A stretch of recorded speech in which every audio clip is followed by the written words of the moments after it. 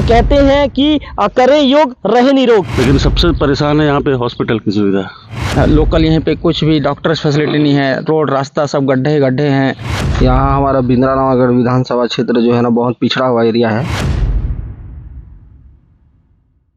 अगर आप mass communication के स्टूडेंट हैं और इस क्षेत्र में अपना करियर बनाना चाहते हैं तो इंटर्नशिप करने के लिए आप वोकल टीवी के साथ जुड़ सकते हैं। इसके लिए आप नीचे दिए गए नंबर पर संपर्क करें।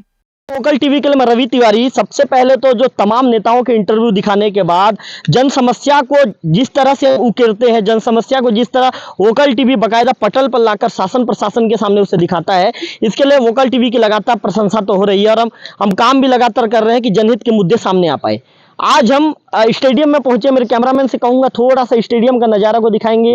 लोग सवेरे से पहुंचे हुए हैं, कोई क्रिकेट खेल रहा है तो कोई योगा कर रहा है तो कोई एक्सरसाइज कर रहा है। कुल मिलाकर ये कहें कि जो सवेरे से लोग यहाँ पर आते हैं तो अपने शरीर को लेकर मतलब स्वस्थ शरीर की जागरूकता के लिए लोग यहाँ पर पहुँचते हैं और सवेरे से बाकायदा लोग जो एक्टिविटी है, तमाम तरह की एक्टिविटी में लोग जुड़ जाते हैं। आप यहाँ पर देख सकते हैं। मेरे कैमरामैन से मैं कहूँगा कि यहाँ पर सभी वर्ग के लोग आते हैं, युवा भी आते हैं बाकायदा, और सभी वर्ग के लोग यहाँ पर पहुंचकर योगा करते हैं और कुल मिलाकर अपने शरीर को जो फिट रखने के लिए जो ये होता है, मतलब कहा जा सकता है कि योगा है। कहते हैं कि करें योग रहे निरोग। ये जो वर्ड है, ये जो शब्दावली है, निश्चित तौर पर यहाँ के जो युवा हैं इस शब्दावली का जो चरितार्थ है, इस वर्ड को बाकायदा चरितार्थ करते हुए नजर आ रहे हैं। कुल मिलाकर मेरे कैमरामैन जो तस्वीरों में दिखा रहे हैं कि युवा अपने स्वास्थ्य को लेकर कितने जागरूक हैं। ऐसे में फिर कुल मिलाकर जो अभी छत्तीसगढ़ में विधानसभा चुनाव होने हैं, कुछ ही महीने में छत्तीसगढ़ में विधानसभा चुनाव होने हैं। ऐसे में लोग किसे वोट करेंगे, मुद्दे क्या रहेंगे और लोग सोचते क्या हैं, उसको लेकर वोकल टीवी की टीम आज जो यहाँ पर मिनी स्टेडियम है, मिनी स्टेडियम में पहुंची और बातचीत करेगी। अच्छा कश्यप जी, आप कहाँ से आते हैं? आपका गाँव कहाँ है? मेरा गाँव वही केला। कश्यप जी आप नजदीक में हैं जी। अच्छा कश्यप जी, क्या सोचते हैं आप कि किन मुद्दों को लेकर यहाँ पर वोट किया जाएगा? मुद्दे यही है, पहले मूलभूत सुविधाएं उपलब्ध होनी चाहिए, जैसे हॉस्पिटल की व्यवस्था, डॉक्टरों की व्यवस्था, रोड सड़क, बिजली, पानी, यही सभी मूलभूत सुविधाएं हैं। आम जनता तो यही चाहेगा सबसे पहले कि अपनी मूलभूत सुविधाएं सबसे पहले रूबरू वो अपने पास आए। बाद में जो भी विकास है वो बात की बात है, लेकिन सबसे परेशान है यहाँ पे हॉस्पिटल की सुविधा। कश्यप जी, डॉक्टरों की लंबे समय से कमी बनी हुई है, क्या लगता है क्या इस बार के चुनाव में ये मुद्दा रह सकता है? बिल्कुल रहेगा, ये बहुत ही बड़ा मुद्दा है। यहाँ पे आमजन अभी भी बहुत परेशान है। हर छोटी सी समस्या को लेके, अपने स्वास्थ्य को लेके हम उड़ीसा पे डिपेंड हैं, बार बार उड़ीसा जाना पड़ता है। इसी वजह से सबसे बड़ा मुद्दा रहेगा ही रहेगा। तो कुल मिलाकर ये कहना, ये किरण कश्यप जी थे, इनका कहना है कि डॉक्टरों की कमी बनी हुई है, सबसे बड़ी मूलभूत समस्या है। क्योंकि कहीं ना कहीं सबसे पहला जब भी बात यदि उठती है तो लोग कहते हैं कि स्वास्थ्य और शिक्षा, ये जो महत्वपूर्ण मुद्दे होते हैं और इस पर काम करने की जरूरत है। किरण कश्यप जी का कहना है कि ये मुद्दा कहीं ना कहीं चुनाव में काफ़ी प्रभावशील हो सकता है। अच्छा दौरा जी, आप कहाँ से आते हैं? मैं देवोक से हूँ।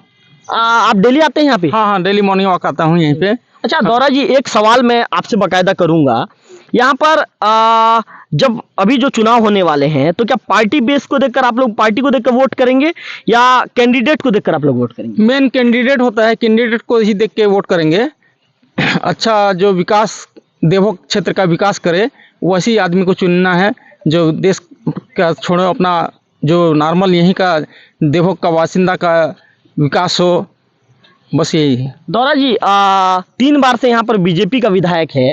चूंकि सरकार तो 5 साल पहले चेंज हो गई थी, कांग्रेस की सरकार। आपको लगता है कि दौरा जी जितना विकास होना चाहिए उतना विकास देवोक का हो पाया है? नहीं, उतना विकास नहीं हुआ जितना होना चाहिए। मतलब दौरा जी अभी भी क्या कमी है? क्षेत्र में बहुत सारे हैं, सड़क है, स्वास्थ्य है, शिक्षा है, ये बहुत पीछे हैं हम लोग देखने से। उड़ीसा हमारे जस्ट बाजू में बॉर्डर है, उड़ीसा 10 किलोमीटर आगे, वहीं पे बहुत सारे सुविधा हैं। वही सुविधा का लाभ लेने के लिए हम लोग को वहीं पर निर्भर होना पड़ता है। आज भी सुबह मेरे बच्चे वहीं पढ़ने जाते हैं, मेरा बच्चे का ट्रीटमेंट कराना है तो मेरे को धर्मगढ़ के ऊपर डिपेंड है, मैं धर्मगढ़ जाना चाहता हूँ। ऐसा है हमारे क्षेत्र में। लोकल यहाँ पे कुछ भी डॉक्टर्स फैसिलिटी नहीं है, रोड रास्ता सब गड्ढे गड्ढे हैं, बस ही। तो ये कुल मिलाकर ये सुनील दौरा जी थे, इनका कहना है कि अभी भी यदि शिक्षा के साथ साथ जो स्वास्थ्य के लिए जो पड़ोसी राज्य है कालाहांडी का जो धर्मगढ़ है वहाँ पर उड़ीसा की ओर व्यक्ति को जाना पड़ता है। हमारे साथ यहाँ पर वकील साहब मौजूद हैं। और वकील साहब कैसे हैं? सब बढ़िया है भाई, बताइए। सब हालचाल ठीक? बिल्कुल ठीक है। केस वेस ठीक से लड़ रहे हो ना वकील बिल्कुल साहब? बिल्कुल लड़ाई करते हैं, ईमानदारी से करते हैं काम। पूरी ईमानदारी से? जी जी। अच्छा वकील साहब एक चीज बताइए, वर्तमान विधायक का जो कामकाज है वकील साहब, कैसा है वर्तमान विधायक का कामकाज? वर्तमान विधायक का काम तो जैसा होना चाहिए वैसा नहीं है और निष्क्रिय है, समझ लो। हाँ। तो वकील साहब क्या लगता है इस बार क्या जनता पलटेगी या फिर जो मुद्दे क्या रहेंगे? मुद्दे यहाँ बिजली, पानी, स्वास्थ्य। यहाँ किसानों को बहुत ही परेशानी है। सिंचाई के साधन नहीं होने से हमारे क्षेत्र में गरीबी है और यहाँ सिंचाई के साधन नहीं होने से पूरे किसान बहुत ही त्रस्त रहते हैं। इस बार कई जगह धान नहीं हुए हैं और लोग बहुत ही परेशान हैं। अच्छा वकील साहब एक सवाल आपसे ये करूंगा, चूंकि आपके पास कई तरह के डिफरेंट टाइप के लोग आते हैं, लोगों से चर्चा होती है तो लोग क्या कहते हैं इस बार के चुनाव को लेकर? लोगों का सुझाव तो दोनों पार्टी की ओर है, कांग्रेस की तरफ भी बताते हैं और बीजेपी की ओर भी बताते हैं, लेकिन जब वोटिंग होगा और जब परिणाम निकलेगा तभी वास्तविकता पता चलेगा। वकील साहब आपके हिसाब से परिवर्तन जैसा कुछ लग रहा है माहौल? परिवर्तन तो अभी लोगों के मन विचार से दोनों पक्ष में है, लेकिन परिणाम क्या होगा इसको मैं नहीं बता सकता। तो ये थे वकील लक्ष्मी नारायण अवस्थी जी। इनका कहना है कि वर्तमान विधायक को जितना कामकाज करना चाहिए उतना कामकाज वो नहीं कर सके। एक युवा मौजूद हमारे साथ, भोज कश्यप जी। कहाँ से आते हैं कश्यप जी? गोहे केला से। डेली आते हैं योगा करने? हाँ, रोज आता हूँ। कितना घंटा योगा करते हैं? 2 घंटा सुबह। शरीर स्वस्थ है आपका? हाँ ठीक है। फिट हैं आप? एकदम। हाँ चलिए, अब आपके शरीर को लेके तो हमने, आपके फिटनेस को लेके तो हमने बातचीत कर ली। चूंकि आप एक युवा हैं तो अभी चुनाव आने वाले हैं, उसको लेकर आपके मन में क्या बात है, क्या सोचते हैं आप? अब देखो, अभी भी बहुत देवभोग क्षेत्र पिछड़ा है। यहाँ स्वास्थ्य संबंधी व्यवस्था एकदम बदतर है। हमको उड़ीसा पर निर्भर होना पड़ रहा है।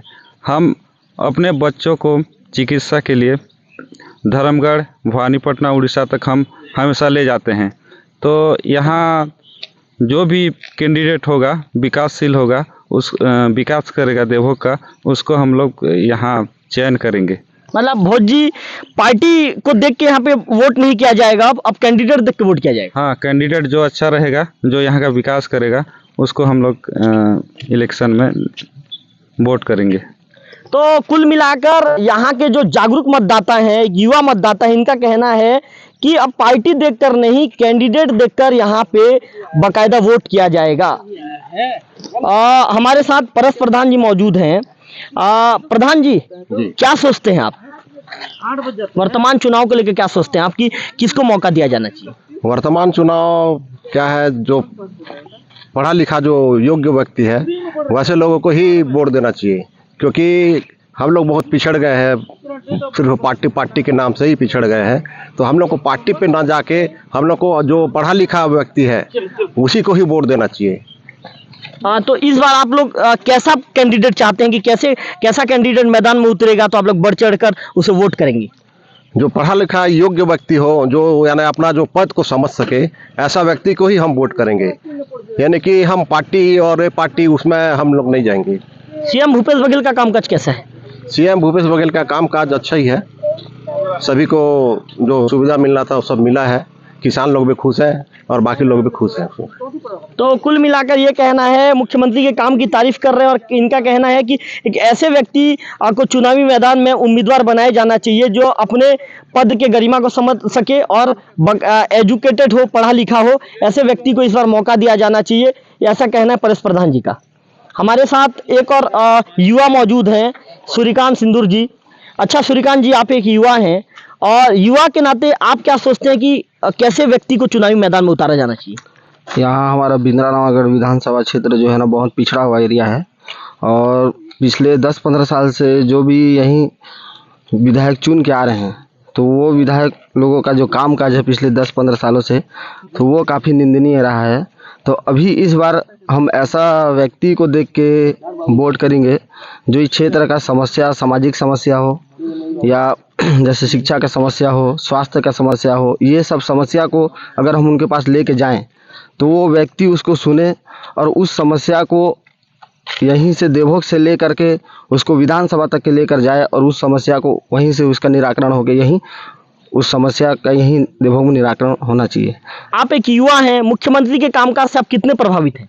मुख्यमंत्री के कामकाज से भी अच्छा प्रभावित है। जैसे अभी युवाओं के लिए मुख्यमंत्री स्वरोजगार योजना जो चालू किया गया है, जिसमें हर युवा को 2 लाख रुपया से लेकर 25 लाख रुपया तक के लोन जो है ना सरकार द्वारा दिया जाता है, और जिसमें कुछ 35 ओबीसी के लिए और SC ST के लिए जिसमें 35% की छूट भी दी गई है।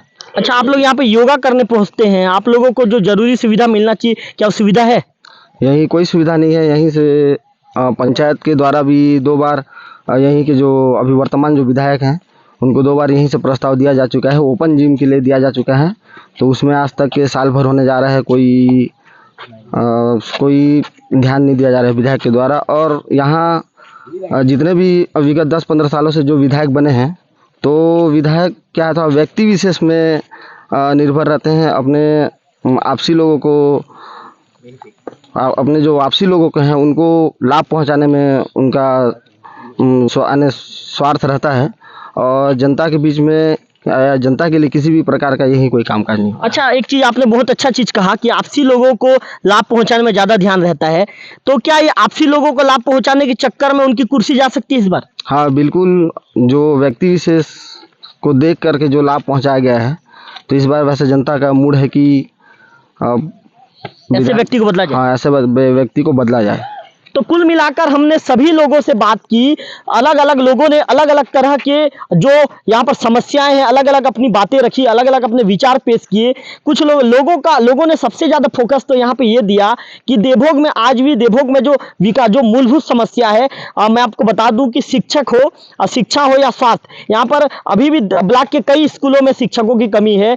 जो देवभोग का जो सामुदायिक स्वास्थ्य केंद्र है वहाँ पर डॉक्टरों की कमी है। प्राथमिक स्वास्थ्य केंद्र की बात करें या उप स्वास्थ्य केंद्र की बात करें, वहां पे स्टाफ की कमी है। लोग लगातार परेशान हैं। लोग जो जिम्मेदार जो जनप्रतिनिधि हैं उन्हें जो चुनकर जो लोगों ने बकायदा भेजा है उसके पास लोग मांग तो कर रहे हैं, लेकिन लोगों ने उस मांग को कभी भी गंभीरता नहीं दिखाई। हमने एक युवा से बात की, सूर्यकांत से, उन्होंने तो यहां तक की कह दिया कि बकायदा जो भी यहाँ पर बनता है या जो भी विधायक बनता है वो अपने एक व्यक्ति विशेष व्यक्ति को लाभ पहुंचाने की कोशिश करता है, और वो व्यक्ति विशेष को लाभ पहुंचाने के चक्कर में क्षेत्र की जो भलाई करनी होती है, क्षेत्र के भलाई को लेकर वैसा व्यक्ति बिल्कुल ध्यान नहीं देता। ऐसे में फिर युवा का ये भी दावा है कि इस बार जो व्यक्ति विशेष को लाभ पहुंचाने के चक्कर में कहीं कुर्सी ना चले जाए। कुल मिलाकर ये कहें कि लोगों का ये भी कहना है कि इस बार हम किसी पार्टी विशेष को नहीं, बकायदा ऐसे चेहरे को वोट करेंगे जो पढ़ा लिखा हो और लगे कि हमारे क्षेत्र का विकास कर सकता है। कैमरा पर्सन गंधर्व बेसरा के साथ रविकांत तिवारी, वोकल टीवी, देवभोग।